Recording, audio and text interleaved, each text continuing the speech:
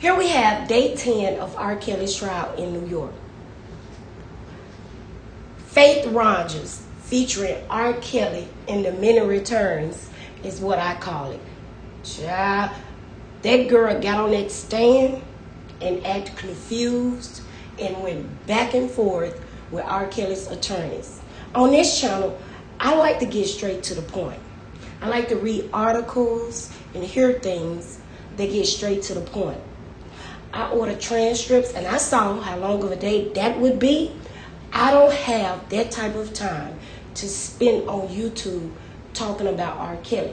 Shout out to the people that's on YouTube reading the transcripts, because that gives people who are not able to attend the trial an inside perspective of what's really going on both sides.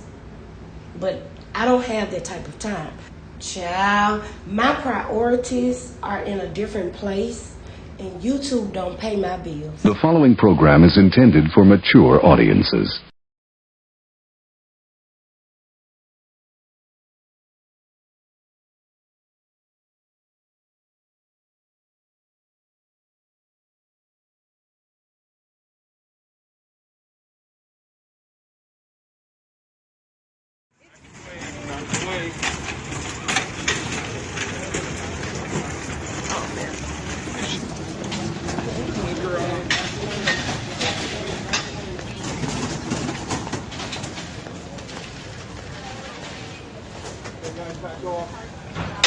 More than 2 weeks, Robert has had virtually no visible reaction to testimony. Despite the graphic nature of his inappropriate behavior, and witness after witness detailing their experience, Rob's most animated gestures thus far came when he appeared to be chewing gum. The most action the court has seen from the musician is his face mask bobbing up and down with his jaw movements. Kelly, for the most part, appeared unmoved. All of this would change during testimony from a woman named Faith. Faith, who previously took the stand on Tuesday, said that she met Kelly after he did a concert in San Antonio. The date was March 2017. She was 19 years of age. Her sister was a fan of Rob's and had tickets to see him in concert. After arriving at the show, they moved to a section closer to the stage because they couldn't see. She said towards the end of the concert, 2 young ladies approached her and her sister with wristbands, saying Rob was having an after party. They had shirts with his face on it, and on the back, it had the word staff. After the show, Faith's sister went backstage, while she went to retrieve her car from the valet. About an hour later, she met up with her sister, who was in a dressing room with about 30 other people. The overwhelming majority were females, but she said Robert was not in the room at the time. When he eventually walked in, he just stood there, while all the females grew excited. They all took their phones out to grab a picture, but the singer said, "No phones," and would then line them up to give him a hug. Faith's sister, 36, stood in line and met him.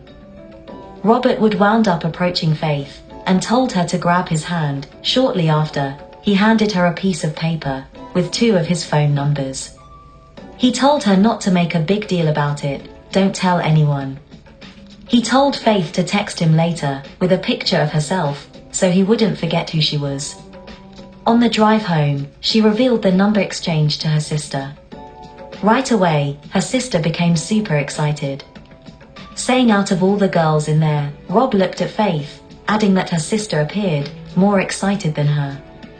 When Faith got home, she texted Robert her name along with a selfie, as the singer had requested. When she woke up the next morning, she saw a text from him. It was very friendly. It said he remembered her, and she was very pretty. He invited her to a local recording studio, but Faith said she declined. They kept texting until they eventually moved to phone calls and also FaceTime. In their initial conversations, Rob appeared to be really down to earth, which kind of surprised her. He referenced himself as Daddy and told Faith to call him that, and when she didn't he would hang up the phone.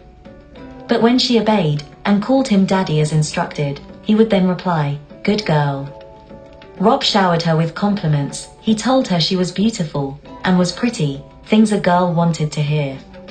She said that Robert said, "I love you," the first week of their correspondence. Surprised by the words, she said she didn't say it back until later. He invited her to Chicago in April 2017, telling her it would be fun, and she could experience him on tour. She contacted his assistant, as he had instructed, but the assistant sent Faith the wrong plane ticket. It was for someone else. She told the singer she found it to be rather strange, but he simply laughed at her.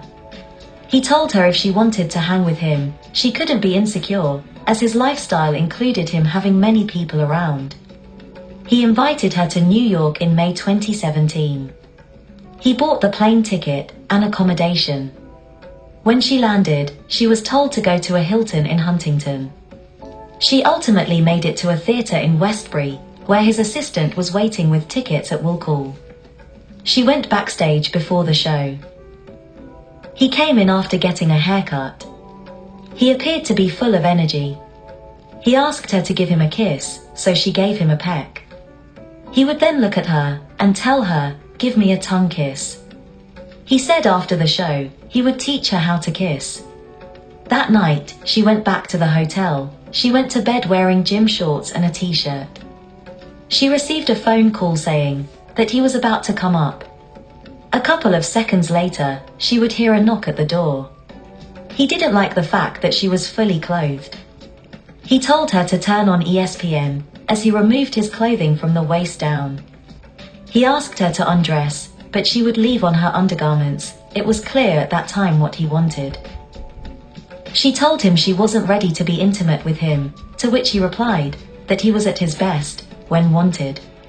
He told her to get on the bed, as he touched her, penetrating her with his finger. She said it literally felt like she was being examined by a gynecologist. Intercourse would take place, and she would ask him if he was going to use protection. He told her it wasn't necessary, and when it was over, he told her there was a lot to learn. He would then look at her and say, "If you're really 16, you can tell Daddy." She told him her age was 19. Right after she said this, he got dressed, grabbed the iPad, and left the room. Immediately, she felt embarrassed, asking herself, was the experience that bad? Rob arranged for Faith to travel to see him on several more occasions. These visits included more intimate encounters, with him pushing the envelope. He liked to make videos of all their encounters, intimate as well as non-intimate. During a visit in Los Angeles, he allegedly frightened her into performing sexual acts on him. He allegedly commanded Faith to do this after summoning her into a small room at a recording studio where a gun was visible near him and badgered her about her relationships with men. She last saw Rob in February 2018 in Manhattan despite the alleged incident in California. When asked why she went to see him after that experience, she claimed she wanted to see how things would go. She went to the Mondrian Hotel and met his assistant on the 18th floor as she was instructed to do. The assistant then led her into his suite, but Rob was not present. It was early morning, so Faith decided to go to bed. Rob knocked on the door. When Faith went to answer, she expressed concerns that it was still early in the morning. He told her she was going to have to get used to his schedule. He proceeded to tell Faith to remove her clothes and annoyed her about kissing him. He then instructed her to pleasure herself, to which she said, "I can't do this." Intercourse would take place, but she would clench herself to make it known she wasn't into it. At this point during Faith's testimony, Rob shook his head and put his face into his palms. When the prosecution then asked, "Was the defendant able to fully penetrate you?" and Faith replied, "No." Rob's chest moved in a way, suggesting a sigh. Shortly thereafter, he dropped his head down. He kept shaking his head and pressed his fingers on the space between his eyebrows, then rubbed his forehead. He was then seen shaking his head again, moments later.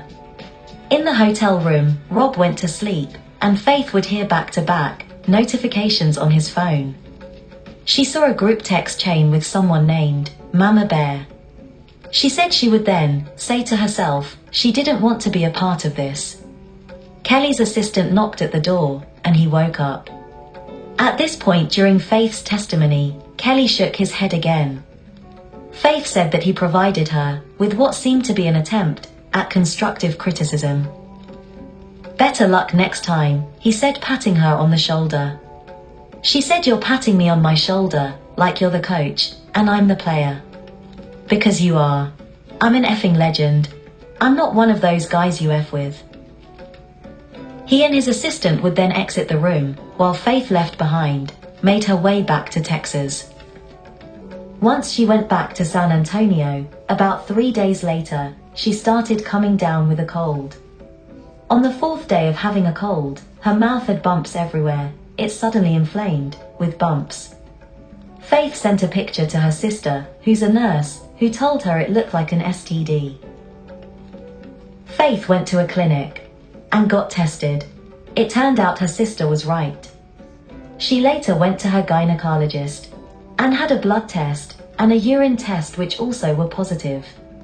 She explained that he never told her he was infected and they never used protection. Faith said she had reached out to Rob several times after her diagnosis, but he never responded to her. She said she knew it was him. Faith said she and an attorney went to the Dallas Police Department to file a report in April 2018. They had Faith call Rob in front of them, with the thought of recording him saying something about his diagnoses. But he didn't pick up. He wound up calling her late at night. Faith managed to secretly connect her lawyer on the call, so they could record it. But Rob would not mention one word about the STD. Regardless of his current state, when Rob's music was played, he moved his head to the rhythm. At one point, he played air piano with his fingers, grooving to his own music. Part of prosecutors' questioning of Faith involved providing documents that corroborated her allegations. Some of this included showing videos to jurors that he had taken of Faith. The press and public could not see the videos, per the judge's request, but short clips of Rob's music were clearly audible. On cross-examination, Rob's attorney pressed Faith on why she kept seeing him. He argued that she had willingly decided to be around and participate in the activities. He also asked Faith about her statements on the Paper Route podcast in mid-2020. "After all that, you went to visit him again?" he asked. She replied, "Correct." "Your choice?" She replied, "Yes." "You felt like he violated you in each and every one of these trips?" She replied, "Correct." She also acknowledged she had appeared on at least 5 to 7 talk shows and on social media programs, but did not get paid for them. She said she received $1,000 for a picture of herself, her sister, and Rob that was used in the Lifetime documentary. She said she doesn't like the word victim. She doesn't feel like a victim. She made a choice to be involved with that person. She was not a victim. The prosecution pointed to another statement where Faith also said she didn't like the term survivor. The prosecution also addressed the defense's discussion of choice, saying Rob also made some choices. He chose not to make her aware of the STD, to which Faith would agree.